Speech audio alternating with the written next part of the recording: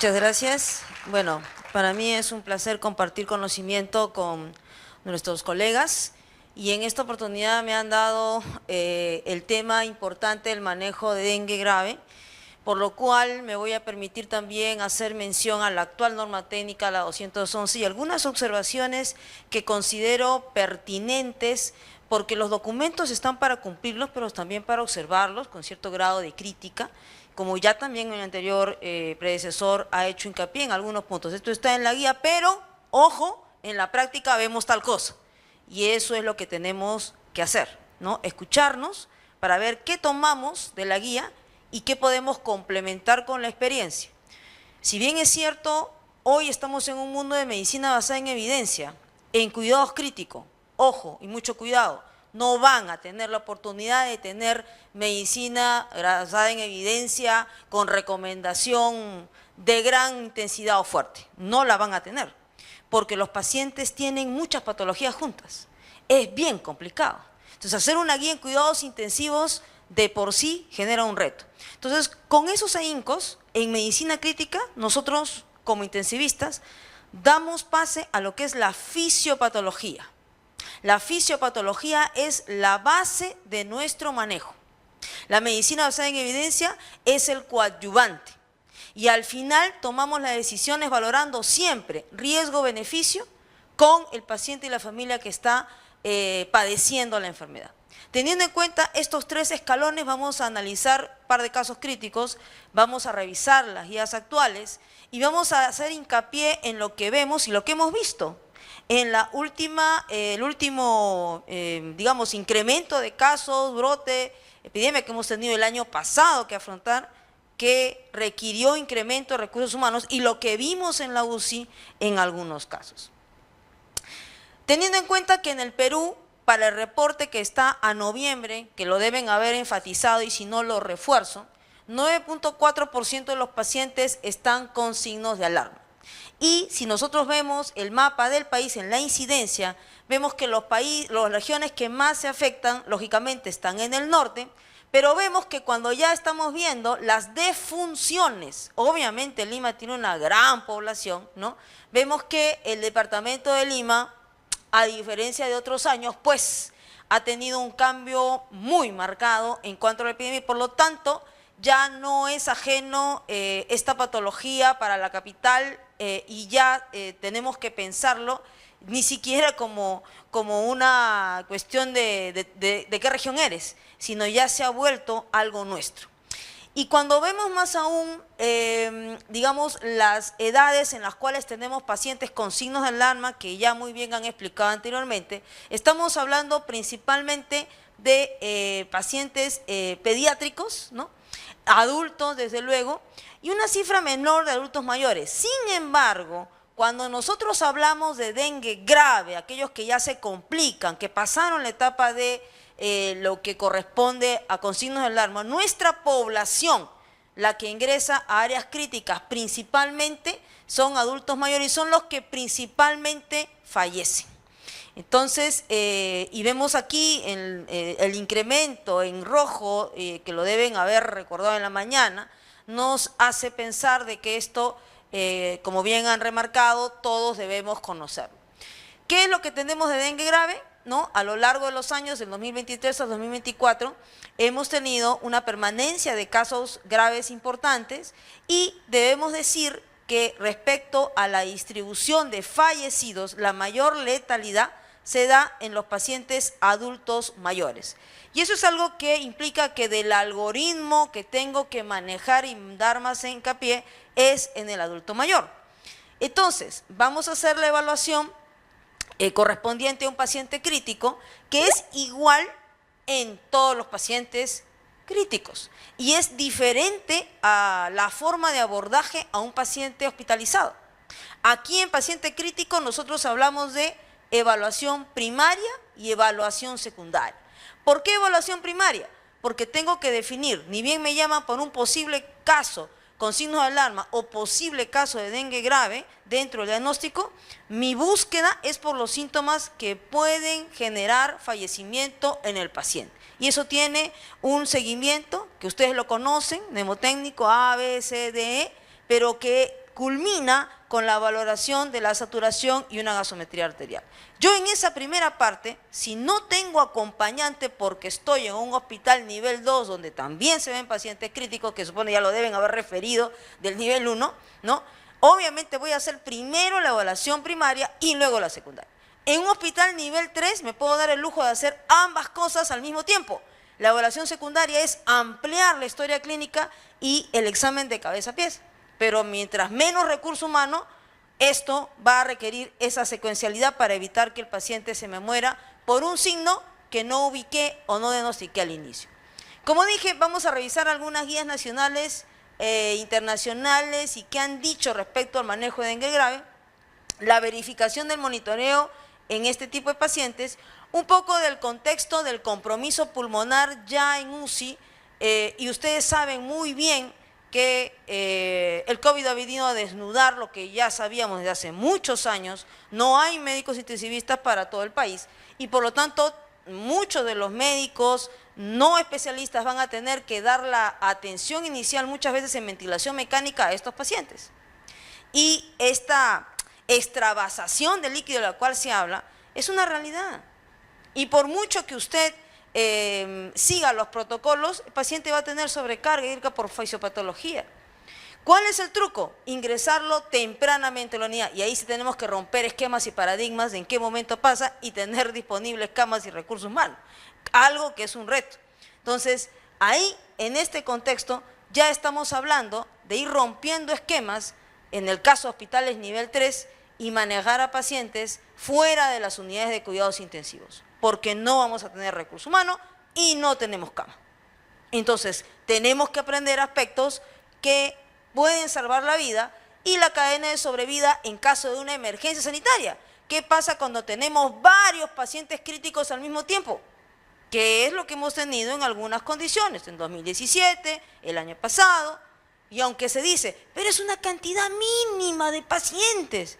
Sí, pero esa cantidad mínima, cuando tienes mínimo número de médicos especialistas y mínimo número de camas, sí se convierte en un problema y un desastre que usted va a tener que manejar con cierto grado de organización. Muy bien, vamos a ver el caso 1. Entonces tenemos el caso de una mujer de 39 años, de 70 kilos, pero con 1,65 m de estatura, que acude de emergencia a un establecimiento de nivel 2, con un tiempo de enfermedad de 8 días, caracterizado por fiebre y dolor abdominal 10/10 irradiado de espalda, con náuseas. Funciones vitales, una presión arterial de 126,78, una frecuencia respiratoria de 21, una frecuencia cardíaca incrementada en 120, saturando 97%. Un Murphy positivo por el tema del dolor abdominal en la evaluación, Glasgow de 15, y algunos exámenes que ya viene derivada, con amilasa 145 y lipasa 172 con una diuresis presente.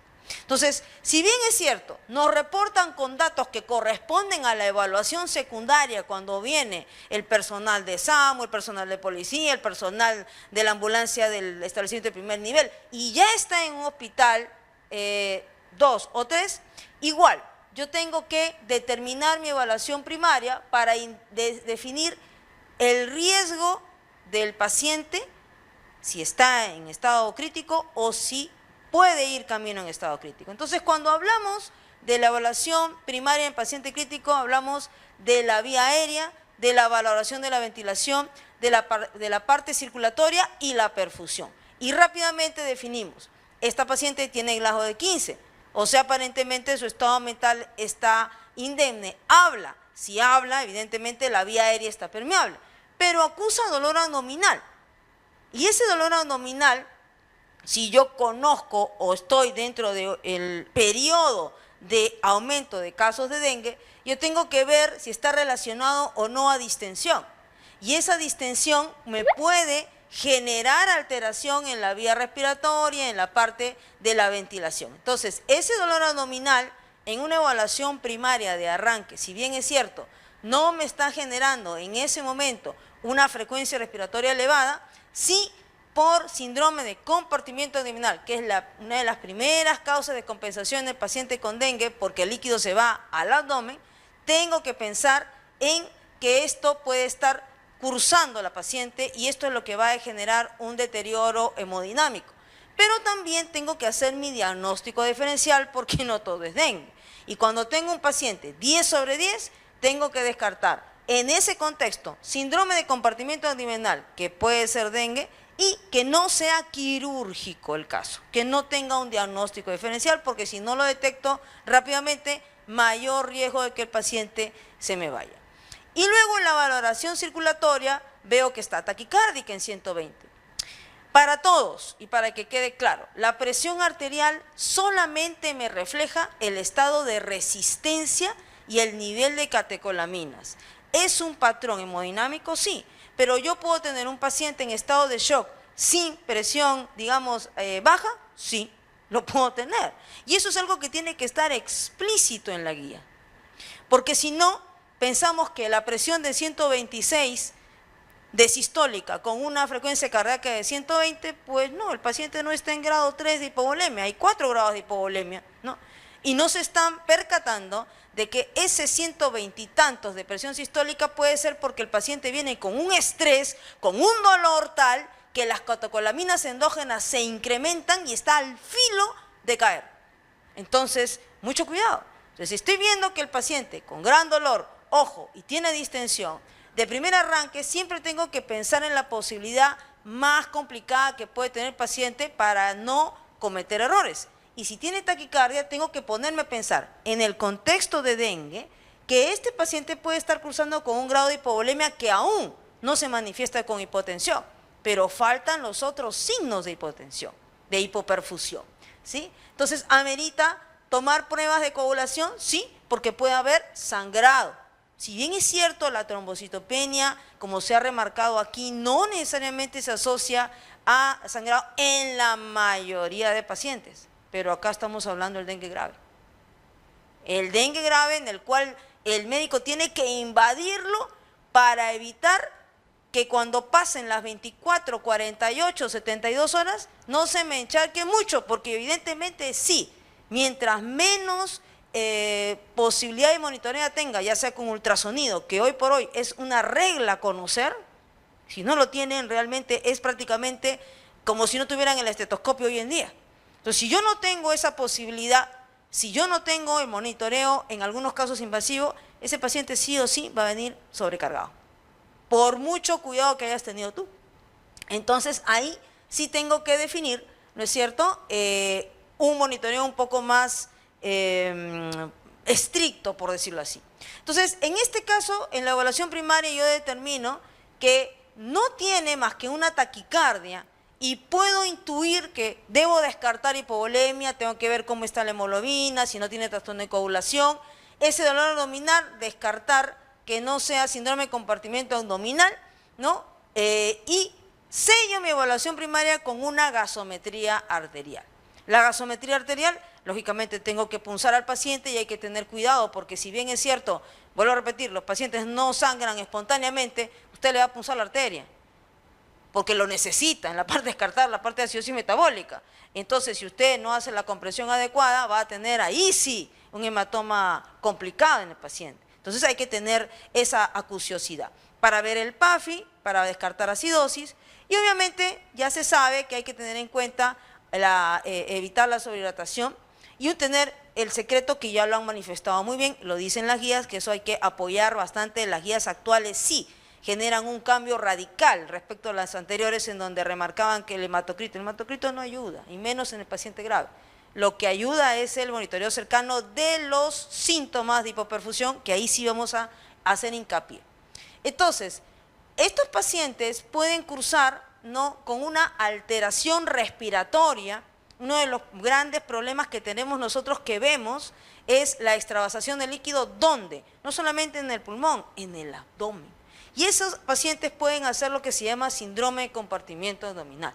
¿Cómo me doy cuenta? En la evaluación secundaria, ya no solamente veo lo básico, comienzo de la cabeza a los pies, haciendo hincapié en la parte abdominal y puedo medir la presión intraabdominal colocando un Avocat con un equipo de venoclisis, tal cual una PVC, pero a nivel de la sonda Foley, y calculo la presión intraabdominal. Si esta presión intraabdominal está por encima de 20, ese paciente, ojo, puede requerir hasta descompresión, porque va a generar esta presión intraabdominal elevada, lo que va a generar la dificultad respiratoria, y usted pensando que la presión arterial está normal, no va a darle el soporte ventilatorio, peor aún, lo ve despierto, y se engañan a sí mismo y el paciente se complica.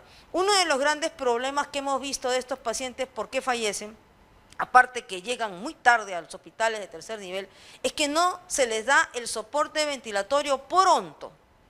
¿Y por qué no se les da el soporte ventilatorio pronto? Porque lo ven despierto, porque lo ven que satura a veces 96, 97%. Pero cuando usted le toma una gasometría y cuando usted valora clínicamente al paciente, se va a percatar que en realidad el paciente está prácticamente en la fase final de compensación fisiológica. Y esos pacientes, cuando llegan en estado de shock, parte del manejo de shock es el soporte ventilatorio. Para respirar, usted prácticamente no invierte ni 3 a 5% de su gasto cardíaco.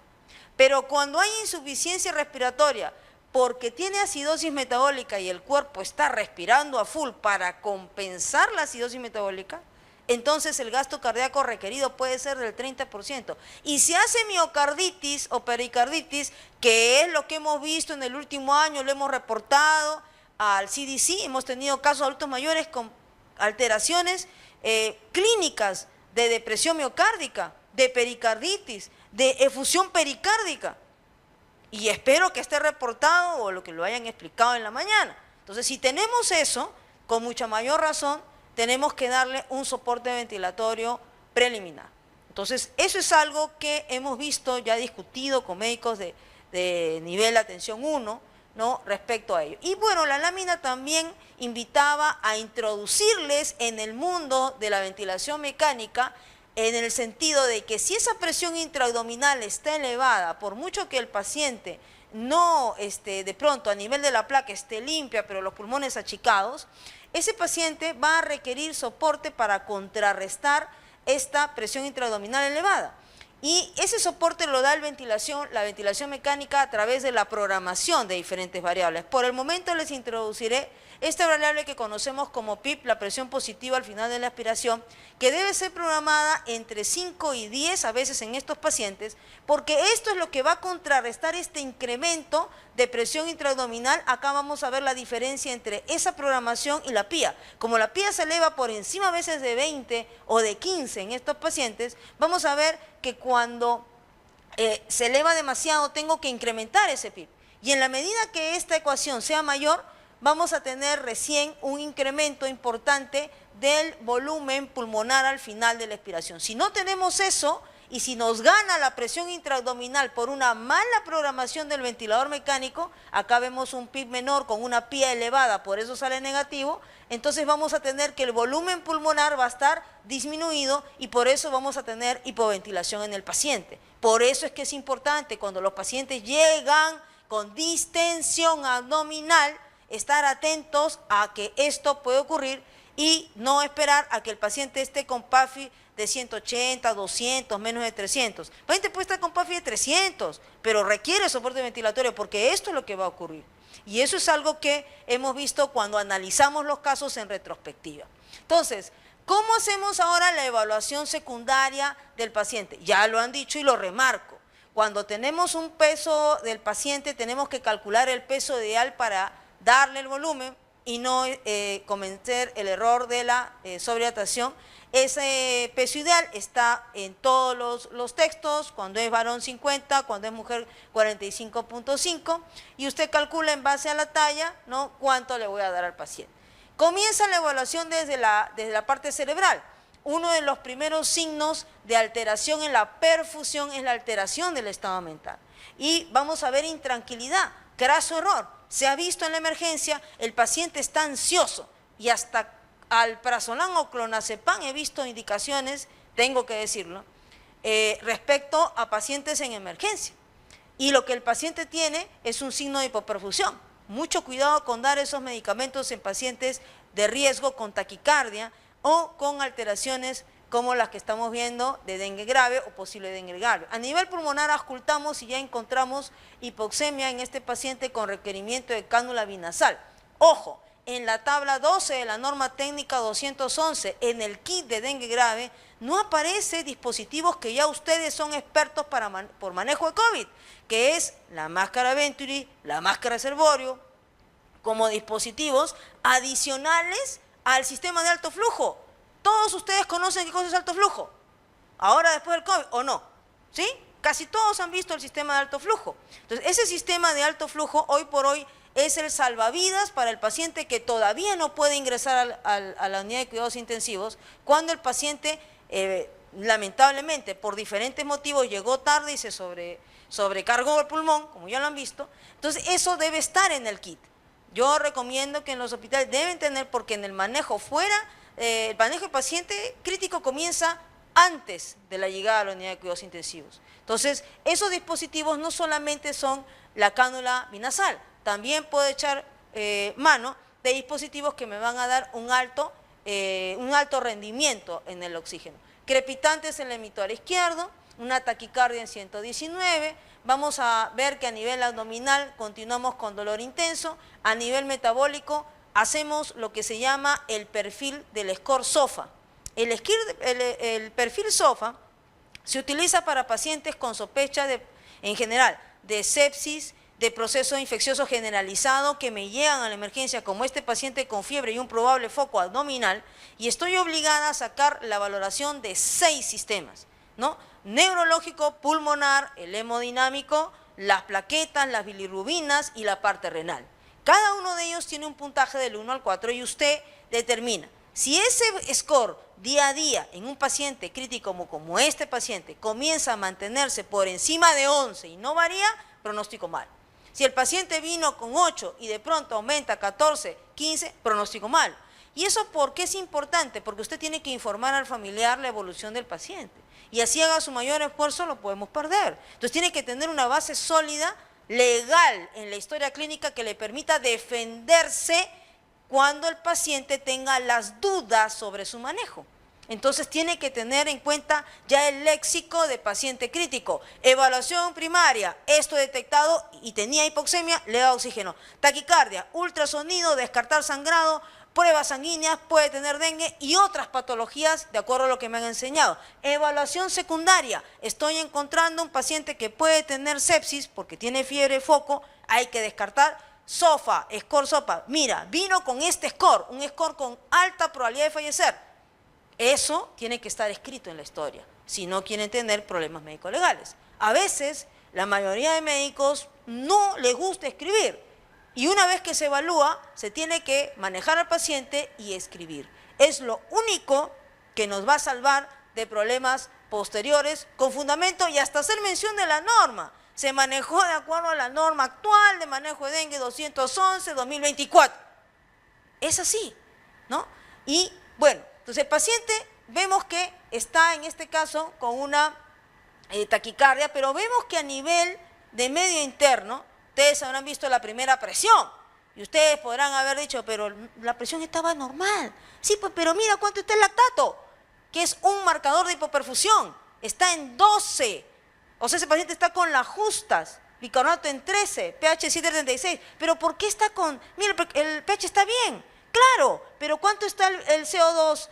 16. Para que esté 16, la frecuencia respiratoria debe haberse incrementado o debe ser recontra profunda tipo Kussmaul para que pueda compensar. Entonces, tengamos en cuenta ello. El hematocrito, para fin de cuentas, en dengue grave, lo reitero, no nos es de mucha ayuda, salvo para descartar que el paciente esté sangrando. Paciente grave, yo tengo que determinar medio interno y definir qué órganos están críticos, mi SOFA, para ver lo que tengo que monitorizar posteriormente. Y una vez que tengo mi evaluación secundaria, determino diagnóstico sindrómico. En UCI tenemos 10 clásicos síndromes: el shock, insuficiencia respiratoria, falla renal aguda, falla neurológica aguda, que le llamamos alteración del estado mental, trastorno de la coagulación grave, ¿no? Tenemos trastorno ácido-base, ¿no? Tenemos falla hepática aguda. Entonces, no hay pierde. Entonces, tienes que identificar para ver. En este caso estamos encontrando un score SOFA elevado, pero también estamos encontrando esta taquicardia que puede estar ya asociada a un estado de shock. Y el paciente rápidamente, como ocurre en todos los pacientes de shock, Yo recuerdo, cuando era residente de primer año, una de las primeras cosas que aprendí de arranque en el primer año es que el paciente crítico se comporta como la curva de disociación de hemoglobina y todo en cuidado crítico es así. Tú no puedes predecir en qué momento ese paciente va a dejar de respirar adecuadamente, en qué momento va a hacer paro. Una vez que tú detectas el signo clínico, es exponencial. No puedes decir, ya, entonces si ahora está con frecuencia respiratoria 18, en un ratito va a estar 25, en 2 horas va a estar en 30, no. ¿Por qué? Porque va a depender de la vulnerabilidad de cada paciente y del bicho o del germen que se le ha metido. Por lo tanto, una vez que usted diagnostique en la evaluación primaria un síntoma, tiene que comenzar el tratamiento y lo trata como crítico, porque si no, ese paciente se puede complicar. Entonces, volviendo a nuestro paciente, ya rápidamente se desestabilizó, como ocurre con los pacientes críticos, ¿no? Con desaturación, ¿no? A pesar de que estaba con su cánula binasal, que probablemente no era el dispositivo más adecuado para ese paciente en ese momento. Vemos una creatinina elevada, el TGP ya con 5.400, un balance positivo de 3.700, ¿no? Porque el paciente generalmente viene derivado de otras áreas, ¿no? Y se maneja, y fíjense que ya para que tengan 3.700 es prácticamente una cantidad bastante importante, ¿no? Y vemos que tiene un SOFA 14 con una severidad bastante fuerte. En el diagnóstico diferencial ya yo tengo que ver con ese dolor, abdomen agudo quirúrgico, descartar pancreatitis, hepatitis y otras patologías aparte de dengue. No se puede manejar solo como una patología. Y cuando el paciente está crítico, hacemos el uso de lo que es el tratamiento empírico. Si lo sospecha, le da el tratamiento. No está esperando que se haga resultado porque lo va a hacer en anatomía patológica y eso a nadie le gusta. Entonces, y eso, por ejemplo, hay aspectos que están descritos hasta en la guía del manejo de sepsis. Se aplica aquí, claro, es un virus, es un dengue. Entonces se aplica la guía del Surviving Campaign que ya todos ustedes conocen. Entonces, cuando vemos casos de dolor abdominal en dengue, una de las principales causas de complicación severa y fallecimiento, es un dolor que puede estar reflejando, ¿no?, una cantidad importante de líquido extravasado hacia las zonas pararrenales, perirrenales, que irrita los plexos nerviosos a nivel retroperitoneal. Y en casos aislados ese dolor puede coincidir con hepatitis, enteritis, pancreatitis, ¿no? Y obviamente son alteraciones que presenta el paciente con dengue. Además, hay que tener en cuenta que también puede confundirse y se asocia con engrosamiento de la vesícula biliar, ¿no? Y hay que tener esta consideración y se confunde con colecistitis alitiásica o sin cálculos. Esta extravasación también se puede ver en las asas intestinales, que justamente es todo lo que aumenta la presión interabdominal que comentamos, que hay que medirla, y obviamente tiene un diagnóstico diferencial que asemeja a otros cuadros de abdomen agudo. ¿Por qué las guías? ¿Por qué el cumplir las guías o implementar no necesariamente han demostrado un contundente mejor pronóstico? ¿Por qué lo menciono? Porque estamos en un mundo de medicina basada en evidencia y algunos no creen pues en las guías, ¿no? Pero hay que tener en consideración lo que se publica. Este es un trabajito que se hizo en el año 2022 del manejo de dengue severo en pediátricos. Doctora, recordarle que le quedan 3 minutos para culminar la ponencia. Y que lamentablemente, bueno, hay una asimetría, me parece, en la distribución del tiempo. Bueno, a ver, en todo caso, estaba yo diciendo que cuando nosotros tenemos este tipo de análisis, hay que tener cuidado en la valoración pre y post guía. ¿Por qué? Porque pueden haber fallas en la interpretación. En este caso expreso, cuando revisé esto, encontré que el uso de las referencias en cuidados intensivos era obsoleta, a pesar que era el 2022. Lo que utilizaron como base no eran las últimas guías del Surviving Campaign para manejo hemodinámico de pacientes con sepsis y dengue. Asimismo, hay que tener en cuenta quién es el médico tratante del paciente crítico. El médico tratante del paciente crítico, a veces menos es más. Es mejor la mirada integralista y de los que monitorizan a la cabecera del paciente. A veces pensamos que haciendo interconsulta a gastro, cardio, neumo, infecto y todo el mundo, me van a salvar al paciente. Y a veces no es así, porque no conocen al paciente. El único que conoce al paciente es el que lo tiene a la cabecera del paciente. Entonces, el que está ahí. Entonces, eso es lo que tenemos que tener nosotros en consideración. Respecto al manejo de dengue que está descrito en la norma técnica 2011, lo más importante que yo veo aquí es este cuadro que está acá, porque en la reevaluación hay miles de reevaluaciones, pero en realidad, ¿qué es lo que tengo que recordar? La guía vigente enfatiza que el manejo está basado en el monitoreo de la mejora clínica cada hora, lo cual implica tener un personal de enfermería y hojas de monitoreo. Eso es algo que se refuerza, está bien, porque antes estaba basado en el hematocrito. Esto está bien, así tiene que ser. Pero, siempre hay peros, ese manejo hemodinámico se tiene que basar no solamente en que aparezca la diuresis, que desaparezca la taquicardia, el mejor el estado mental y todos aspectos que muchas veces no necesariamente un personal de enfermería que tiene que ver a 15 o 20 pacientes lo va a hacer totalmente de manera eficiente. Tiene que tener la supervisión médica, sino que incluyendo también el control del balance hídrico, lo cual implica el personal, como bien lo ha mencionado, de la parte técnica, y la medición de otros signos de hipoperfusión. Entonces, aquí yo le agregaría lo que ahora les vamos a mostrar en relación a las variables de hipoperfusión, porque no todo es la presión baja, desaparece la taquicardia, la diuresis, hay que ver valores de perfusión. Asimismo, hay otros, entran a tallar en el paciente crítico otras valoraciones más allá de la PVC y más allá de la valoración de la presión, que es la variación de presión de pulso por línea arterial, y obviamente el enorme revuelo que ha tomado el ultrasonido en este tipo de pacientes. Si no hay respuesta desde el primer bolo que le pongo, 20 mililitros por kilo, estamos hablando de más de 1000, ojo, cuidado con lo que es lactato de Ringer. Lactato de Ringer tiene sodio en 130.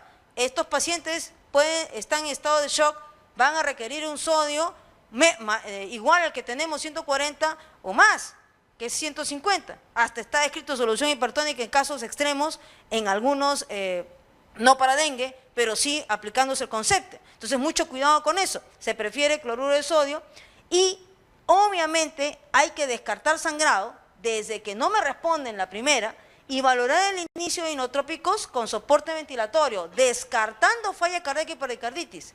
Tengo que hacerlo desde el primero, porque si voy a esperar a ver la respuesta en 2, 3, 4, ya el paciente lo encharqué. Entonces, eso es una gran diferencia que sí, por eso yo remarco este cuadro, que en realidad debe estar en cada uno de estos pasos desde el primero, porque si no vamos a tener el caso con 3 litros encima. Decirles que cuando ya estamos en un brote o en una epidemia como la que estuvimos el año pasado o la que yo tuve que afrontar en 2017, las hojas tienen que ser lo más simple posibles. Las hojas tienen que ser lo más simple posibles, de tal manera que el personal de enfermería pueda hacerlo o un médico general lo pueda hacer, ¿no? Y lo más simple es tener los síntomas de alarma monitoreados, sí es cierto, por horas, pero a veces cuando tienes que manejar un hospital de campaña o tienes muchos pacientes, tienes que por lo menos registrar al menos 1 o 2 veces o por turno. Esa es la realidad frente a la disminución de recursos humanos. Entonces, hay que tener en consideración, en contraposición a estas hojas, que sí se aplican a pacientes con síntomas de alarma, pero hay que tener en cuenta las... ¿Y qué es lo más?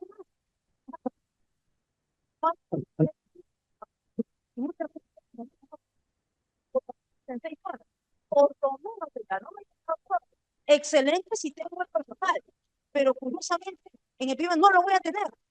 Entonces tengo que tener un soporte que son, la recomendación, 6 horas, por lo menos un balance hídrico, que es una de las cosas más importantes, y la técnica en general.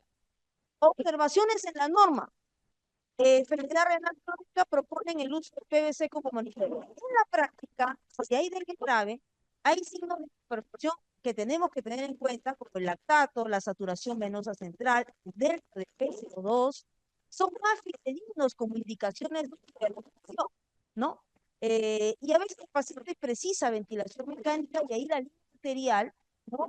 En el manejo de la UCI se hace, pone con la variación de presión de pulso, pero si no tienen el ultrasonido y juntos son con estándar para evaluación de volumen en pacientes con no tanto la presión, tener ese cuidado, ¿sí? Por otro lado, sobre el tratamiento de la carga hídrica, se enfatiza, ¿no es cierto?, que obviamente hay fases de choque. Y yo quiero enfatizar eso. Si bien es cierto, en la norma dice no furosemida, hay que tener en cuenta que lo han mencionado. ¿Cuánto tiempo dura esa fase? 38, 72 horas. Después va a pasar con ese volumen, lo tiene que orinar. Y si no lo orina, y si tiene falla renal, y si tiene falla cardíaca, y si tiene infección miocárdica, que da el 50% de los casos de sepsis, no va a poder votar. Entonces, ¿qué tiene que hacer? Darle diurético. Y es parte del manejo de shock. Estos son los síntomas que están y que sí me interesa que los guarden en la memoria. ¿Por qué? Porque ya lo que ha llenado es claro, muy rápido, está mal. Eso tenemos que tener datos por encima de dos, volvemos a todos vemos una diferencia de eso, a más de esto, y me habla la promoción, clase, fue entonces por debajo. El paciente está de acá, este es el estado de la presión arterial. Es algo también, estado avanzado, presión cardíaca, hay hasta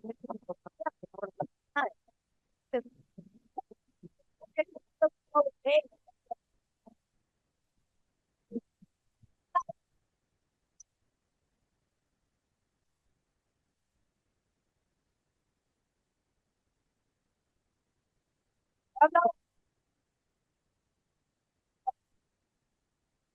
entonces,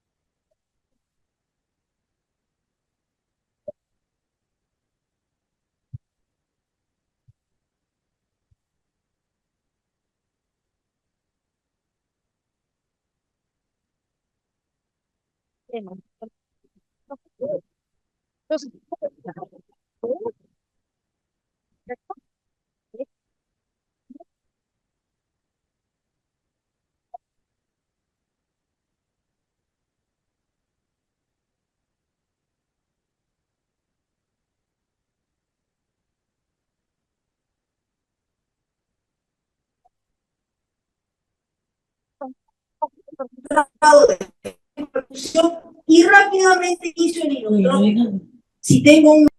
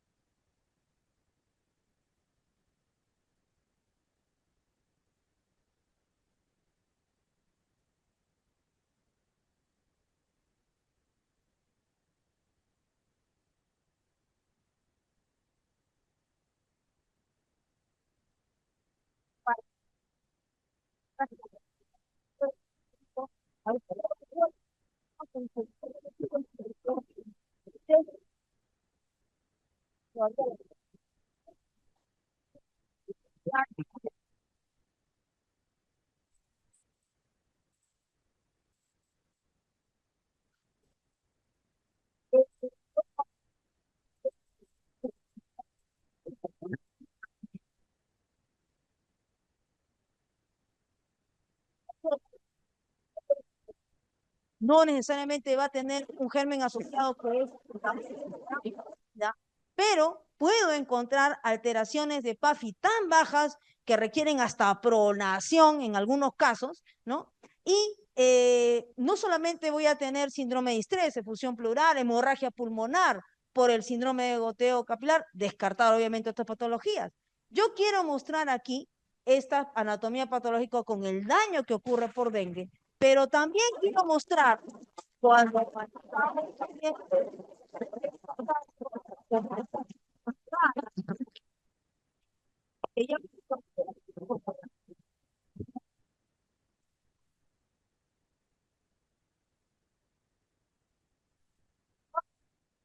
oxígeno y el paciente ya lo han manejado y bueno, y está orinando más o menos, está orinando 50, no por hora. Entonces, cuando vemos, pues, efectivamente, el paciente requería un manejo un poco más fino en cuanto al manejo de los fluidos, tenía un balance positivo tremendo.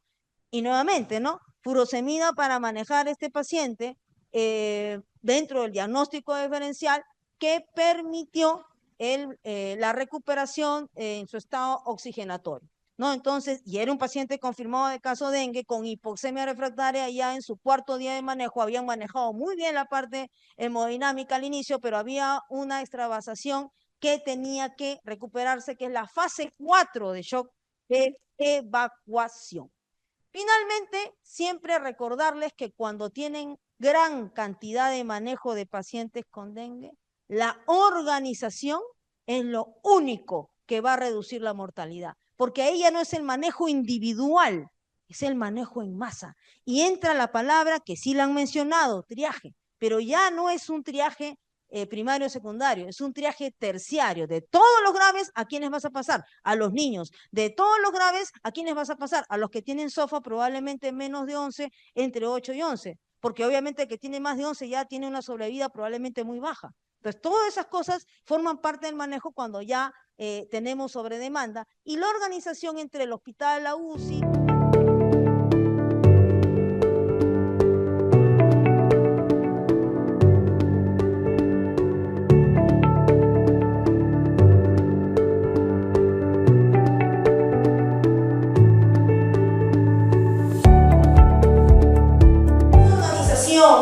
es dentro del hospital y fuera del hospital. Esto que ustedes dirán, pero ¿por qué la doctora en una unidad en una clase de dengue grave está hablando de una organización? Porque cuando hablamos de gran cantidad de pacientes críticos, va a tener que implementar un sistema de comando incidente con una organización con triaje terciario que le permita recuperar la vida de más pacientes con dengue grave. Entonces, en cuanto a la capacitación integral de los equipos de primer nivel y telemedicina, se necesita un análisis periódica de la referencia de los pacientes.